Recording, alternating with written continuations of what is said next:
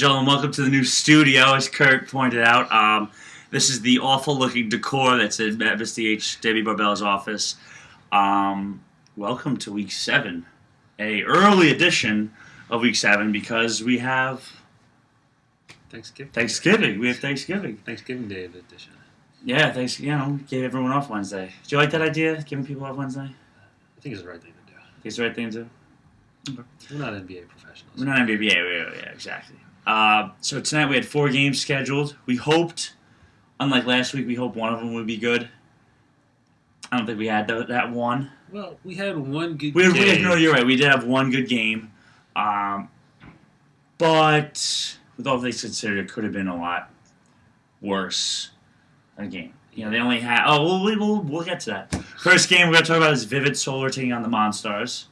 VII Solar actually taking on Hugs and Kisses. Yes. What'd you think of that game? Jesse Steele taking on the world. He's, like I said, he's proven it over and over. He's leading our league in scoring. He's about 30 points a game or so. And he's getting the assists with it too. So, he's doing just about everything he possibly can do. He's almost like a one-man show out there. Yeah. And they're still sitting in like the middle of the pack or so. Somehow they're still in the middle of the pack. VII Solar needed victory, get back on the winning ways. Yeah. Good to see them come out. They handle the team. Hugs and Kisses is a middle of the pack team. They're a bottom middle team. Yeah, I mean, they also they don't have size. They don't have it Jesse's just seems their like option. the past couple of games they haven't had their full roster. Yeah, like the first couple of games when they shot out things like 1-1 or 2-0 or something like that. Yep. I mean, they kind of had like the full complement of players, and for whatever reason, the past couple of weeks it just hasn't happened. Well, the turning point in this game was and 1 to Jeremy Brown. Mike Clark fouled him. Mike Clark of Hugs and Kisses. And 1. Cursed out the ref. Technical. Automatic. So we got the 2 for the and 1.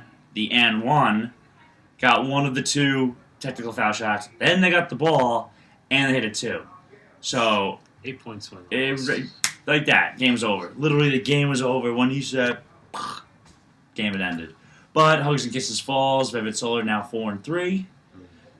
They're still one of the, even with 3 losses, they're still one of the better teams in the league. You can't sleep on those top teams. Nope. Second game we had was a shorthanded Monstars. Well, not shorthanded, a shoeless Wayne. Well, they were shoeless, and then they became shorthanded. Then they became shorthanded with the injury to Gwen. Yeah. Taking on Disrespected. Tight game. You were over there the majority of the time. Night. I mean, they started off in about an 8-10 point hole because Wayne didn't have his shoes. He had everything but his sneakers. I don't know. I've never heard of it. I've never heard of that either, how you forget your sneakers. But, I mean, it helped. It made it a competitive game at halftime. It was very close. Yep. And then, again, unfortunately, for the second week in a row, we had somebody get injured. Hopefully... We'll have an update on him at the end of the program. Right. Hopefully, Gwen, it's just a light sprain. Yeah, I saw her walking. She said she thinks she'll be fine. The pain has subsided a little bit, unlike Lee. Right. Let's talk about Lee. Bring up Lee Moran, your teammate. What happened? Right, so last week, unfortunately, Lee went down and he hurt a pop, and he did actually tear his Achilles, so he's clearly done for the season. He's talking about retirement, but hopefully, he just gets back on the horse a little bit later, but speedy recovery. Wow, I can't Speedy recovery to you, Lee. Obviously... Lee, huge fan of the show. Maybe not. So I'll be honest with you. I've never seen an ACL tear until this season. We've had 2. Yeah, we've had 2. Ed, they're playing rough out there. They're playing rough. Well, Lee was, I think, if I remember properly, you were playing. Yeah. He went up. He was trailing to play. Right. And on a rebound, I think he launched, or he came down incorrectly, or he launched incorrectly. But either way, it didn't look that bad. But you could tell the way he kind of moved. Yeah, it was. He said he heard the pop. So unfortunately, it's 10:08. The Knicks are tipping soon. Thank God we're here. At least thank God I'm here. Next game. Monstars. Real quick. I talked to Gwen about that game. I said, John Gallant inbound the ball. He flubbed the inbounds. You get the ball back somehow with 4 seconds to go. You get the ball back with 2.8. Did you see his arm? No. He threw it the length of the court diagonally on an incline. It wasn't. It was. It looked like NFL quality arm. Right. He threw it. The ball was sailing upward. Hit the back wall. Game over. Yeah. But Monstars, with Wayne's huge calling out the world guarantees, they win. Next game we had Free World, 5 players. Well, started off with 4, ended with 5, taking on the Straight Raw. Straight Raw the Free Worlds had a rough go this season. They did. They never, watching their last 2 or 3 games, they just never really seemed to gel. I mean, I think the difference between this Free World team as opposed to a couple seasons ago is that in the past they've started to work together. They've kind of figured out where everybody's strengths and weaknesses lie. But this team kind of is they're kind of doing it all on their own, and I feel like they're all starting to feel the pain of that struggle right now. Yeah, a couple seasons ago, you had a couple good players come out of there. You don't really have that one star. Yeah, but even without the star, they're not playing together. That shows. That's very evident. I mean, it just becomes lopsided very quickly. So. Yep. So they fall to 0-7. Monstars pick up a nice victory. Yeah. And the final game of the night, which potentially could have been the game of the night, didn't turn out to be it, was UOENO and their slick-talking team as a whole taking on Rock Nation. Rock Nation won the tip, and Chris Harvell held the ball for 2.5 straight minutes. And he was at the top right corner of the back of the court, and they just kind of stood there. And they finally made a maneuver to move the ball. They held the ball a lot, but the game plan went awry. You could just tell Rock Nation's very, as they even said themselves, dysfunctional.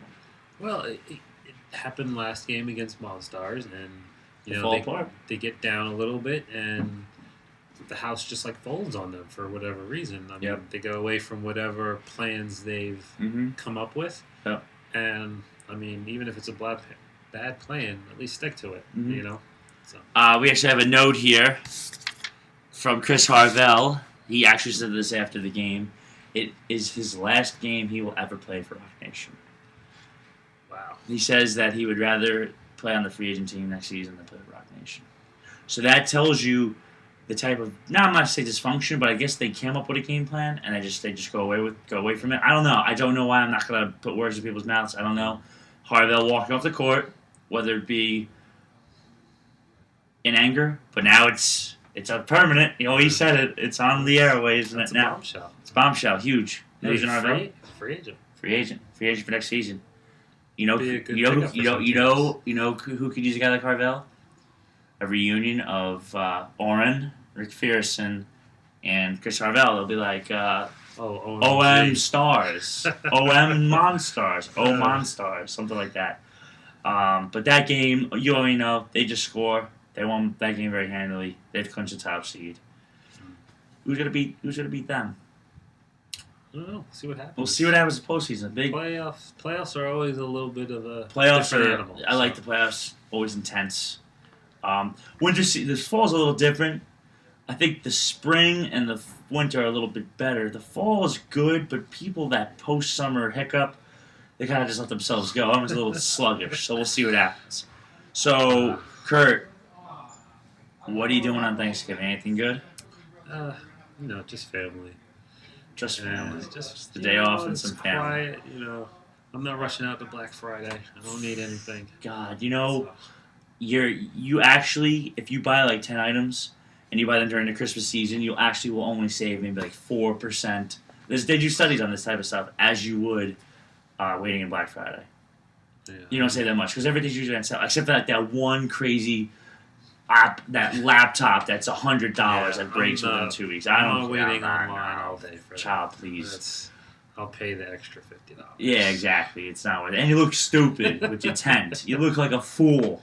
You look like an idiot. And it's been pretty cold, and I don't think that's going to change. People are camping out already. You're a stupid idiot if you wait on Black Friday. So I hope someone's watching this.